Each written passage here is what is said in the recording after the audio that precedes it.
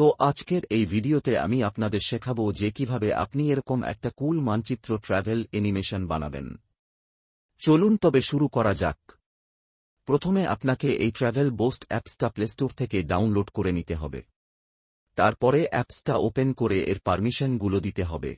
তারপরে start point এ click করে আপনার যাত্রার স্থানের নামটা লিখে দিতে হবে। তারপরে ডেস্টিনেশন এ ক্লিক করে আপনার গন্তব্যস্থানের নামটা লিখে দিতে হবে।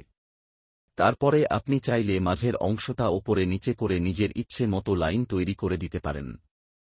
তারপরে যাত্রার শুরুতে যে গাড়িটা আছে তার ওপরে কিছুক্ষণ চাপ দিয়ে রেখে দিতে হবে। তারপরে নিজের ইচ্ছে মতন যেকোনো একটা পরিবহন বেছে নিয়ে হবে। তারপর স্ক্রিন এ দেখা প্লে আইকন এ ক্লিক করতে হবে। তারপরে আপনি যেমন স্ক্রিন সাইজের অ্যানিমেশন চান সেই রকম কাস্টমাইজ করে সেভ এ ক্লিক করলেই আপনার এইরকম কুল ম্যাপ ট্র্যাভেল অ্যানিমেশন তৈরি হয়ে যাবে। ভিডিওটা ভালো লাগলে অবশ্যই শেয়ার করে দেবে।